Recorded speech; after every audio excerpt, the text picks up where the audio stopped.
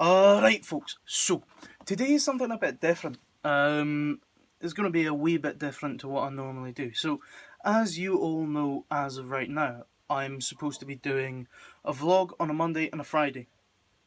I'm still going to do that when I can. And then on a Tuesday and a Thursday, I normally do the unproduced script episodes. But every now and then I'm going to change it up. So I might switch this up with this new series that I'm doing, the top 10 series. I'm going to do it for a variety of different things. Number 1 is going to be musicals. Number 2 is going to be DC villains. Number 3, DC heroes. You know, it'll change up. We're going through a bit of a change in the channel. So today I am going to do a top 10 video. And as many of you know, I am an actor and a writer, but my background is musical theatre. So that means today's video is my top 10 musical theatre, musicals list, not musical theatre specifically. It's gonna range from film to stage. I'm not going to include TV specials episodes, so sorry, Batman Brave and the Bold and The Flash musical episode. Sorry about that. As much as I love them, I just can't include them because reasons. So yeah, I will be putting on different voices throughout this video, throughout the narration that I'm going to be doing. You're not going to see much of my face. You're going to see pictures and clips from different musicals. And this video might be a tad long, so bear with. So I'm going to be doing different voices and stuff. So, like, you know, there's 2 musicals on the list, which is Irish, so I'll do an Irish accent for those. There's a couple of English musicals, which I'll do an English accent for those. And a couple of American, I'll try and do an American accent for those. You know, it just depends on the video. And some of it's going to be in my own voice, because I can't be asked. But yes, so don't hate me if I get these voices a bit off. It's been a while since I've been on any sort of voice work or acting work because of lockdown, which is starting to annoy me. Anyway, let's get into it. At number 10, we have the movie musical Sing Street. Sing Street is a 2016 musical coming-of-age comedy drama film. The story revolves around a boy starting a band to impress a girl in 1980s Ireland. The film revolves around the characters of Connor, Rafina, Brandon, and some others. This was really enjoyable. It was a really enjoyable film, to be honest. And the amazing performances of Drive It Like You Stole It brought back vibes of Marty McFly performing Johnny Be Good. Before moving on, I do believe that Jack Reynor had the best part in the film. Here's a little clip from him. Bad music, and there is nothing as bad in this world as bad music. You know, you can record over tape. No. That was a novelty act.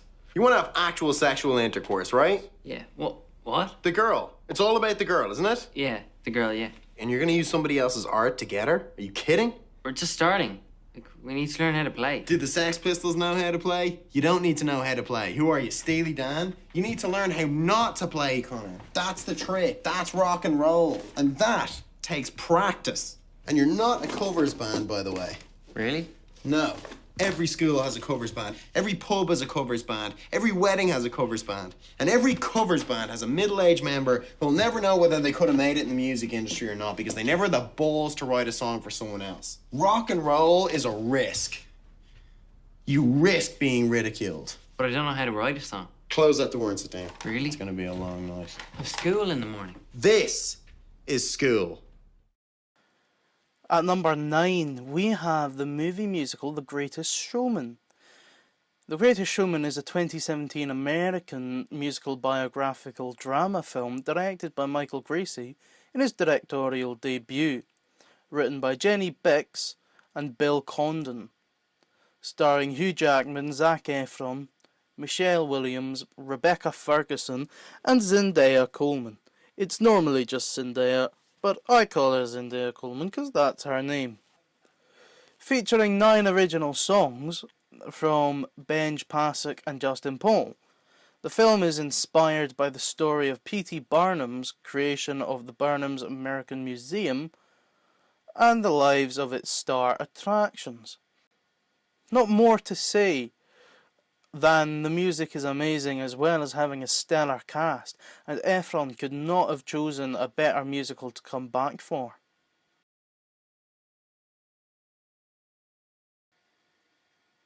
Moving swiftly on to number 8 is the first stage musical on our list, Hamilton, inspired by the 2004 biography Alexander Hamilton by historian Ron Chernow. The show's music draws heavily from hip-hop as well as R&B, pop, soul and traditional style show tunes.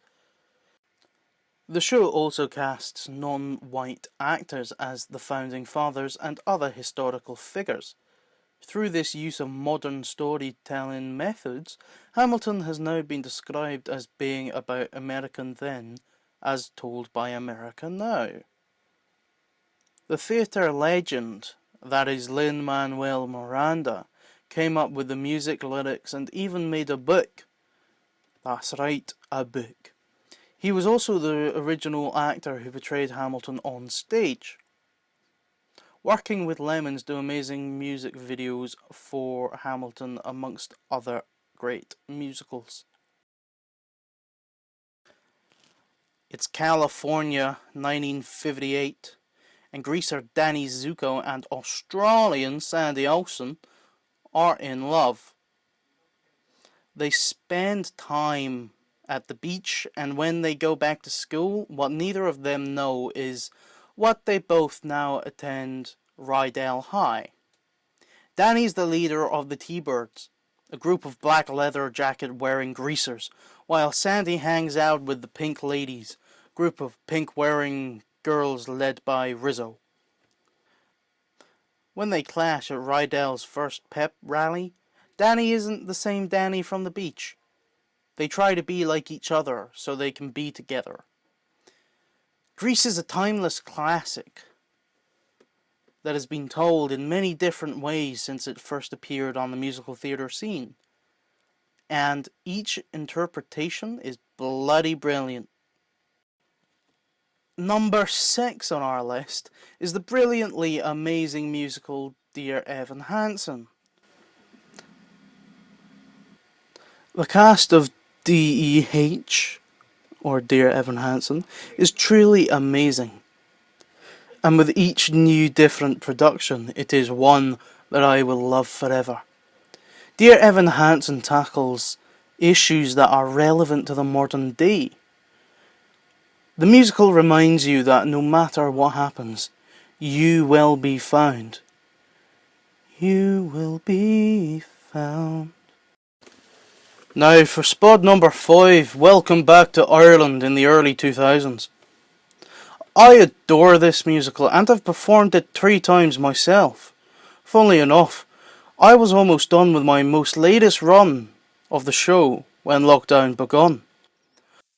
Once started off as a film starring musicians Glenn Hansard and Marketa Iriglova, or however you pronounce her name. A 30-something Dublin busker, identified only as Guy, sings a heartfelt ballad of unrequited love on a Dublin street, accompanying himself on guitar. This song is called Leave. He then puts his guitar in his case and turns to leave without it. But a young Czech woman, identified only as Girl, who has been listening to him sing, approaches him. She asks numerous personal questions about his songs. He replies that he wrote most of them for a girlfriend who broke up with him and moved to New York City. In the film, however, it was London. He is giving up on his music because the memories of his defunct relationship are too painful. He now works as a vacuum cleaner repairman in his father's shop. A couple of years later, Once was made into a stage production, and the script was changed up to make it fit the stage. My favourite cast included Arthur Darvill as Guy. Moving rapidly on. At place number 4 we have the 1971 film Willy Wonka and the Chocolate Factory. The film tells the story of a poor child named Charlie Bucket, who, after receiving a golden ticket in a chocolate bar, visits Willy Wonka's chocolate factory along with 4 other children from around the world. This film is an amazing story that also includes some great songs like Pure Imagination, which is just an amazing tune. And then of course you can't forget about the numerous songs sung by the specifically Orange... not him. Of course I am talking about these legends, the Oompa Loompas. However, you can't really deny that. They do look similar, don't they? For me personally, Gene Wilder's Willy Wonka is the reason I love this film. He portrays a type of crazy madness, but also has an aura of pure awe and wonder about him. And, to simply put it, Gene's portrayal was just magical. Exhibit A.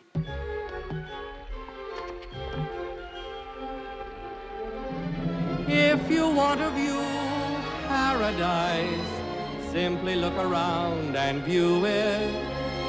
Anything you want to do it. Want to change the world, there's nothing to it. Even if this Wonka went a little angry at points. It's all there, black and white, clear as crystal. You stole fizzy lifting drinks. You bumped into the ceiling, which now has to be washed and sterilized, so you get nothing. You lose. Good day, sir. But this was a favourite of mine growing up nonetheless, and this is why, for me, it has earned the place of number 4. Welcome to Sheffield. Now, this is not a Northern English accent. However, I can't do a Northern English accent. So, I'm using a Southern English accent, a Southeastern one even. Anyways, in 2019, it had been years since I saw a musical, as at the time I was mostly in them, just not big productions. However, my ex was a big fan of musicals, as well as the fact that she came from Leeds, which isn't too far from Sheffield. She took me to see the musical, and I fell in love with the story and felt like I connected with different characters on an emotional level. The musical is inspired by the 2011 television documentary Jamie Drag Queen at 16, directed by Jenny Popplewell. The musical follows a 16-year-old teenager as he overcomes prejudice, beats the bullies, and steps out of the darkness to become a drag queen. Out of the darkness and into the spotlight. Sorry, I got a bit carried away. The cast I saw included Leighton Williams in the role of Jamie and Shane Ritchie as the mentor figure Hugo. I don't have much to say apart from the fact that it was a great musical. Enjoy some clips.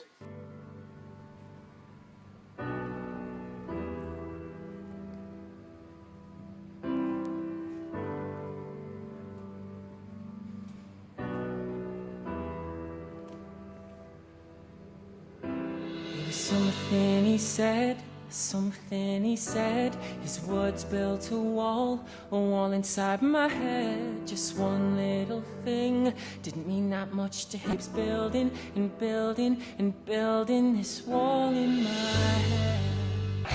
Once in a lifetime, there will rise a hero whose approaching footsteps will cause the earth to quake.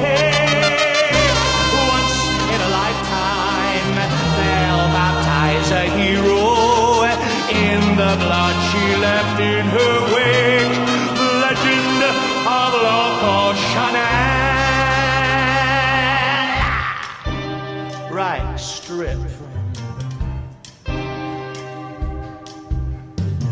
Sing a story now away out west of Madame Loco and the blood red dress, and of the man that didn't treat her right. You see that dress? Well, it started out white. She was the sweetest thing you'd ever seen. Raised on a cattle ranch in Saudi Green. She was a beauty queen in '79 and spent her summers on the Greyhound line. Like Jamie in Arabic, like Jamil. So if you were Pakistani or Middle Eastern or whatever, they'd call you Jamil Nu. And do you know what Jamil means? It means beautiful. It means something that's only yours to give. It means choosing the way you want to live.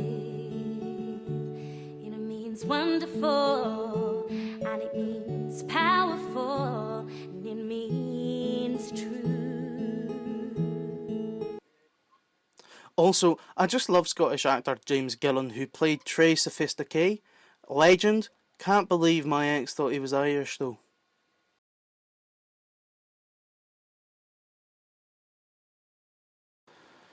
Now this was a top-class musical. Yet again in 2019, I went to go to see School of Rock. I was so amazed by everything that musical was. To be honest, before seeing that musical, I had been pushing my music background into the wings, so to speak. I had been focusing on acting and writing, that I had lost my original passion for music. This musical brought it back. As soon as I saw this musical, I was given back my soul, and I went out of my way to get work on music projects. Now I am currently working on a music album of covers, I have composed for a professional movie, and I have gone back to the theatre to perform in Once, as previously mentioned. The legend that is Welsh actor Craig Sullivan even liked my tweet. As much as I hate to admit it, I owe this to my ex for bringing me along. So many great things came out of seeing that musical. Like reminding me to stick it to the man. To tell people to read between the lines. And just making me feel like one of the characters who had lost their passion for music. You know, there's a song in the musical called Where Did the Rock Go? And it honestly felt like that. Back when I was younger, wild and bold and free, I can still remember how the music used to be. Chords like rolling thunder, loud beyond control.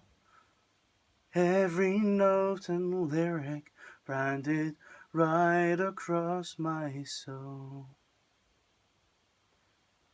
Where did the rock go? Where's the rush of those electric guitars?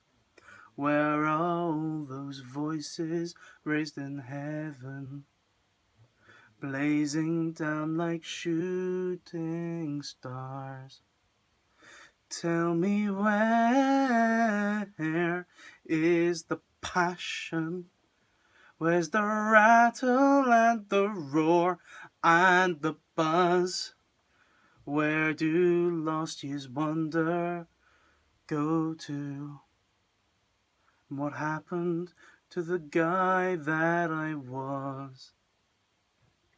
Tell me, where did the rock go?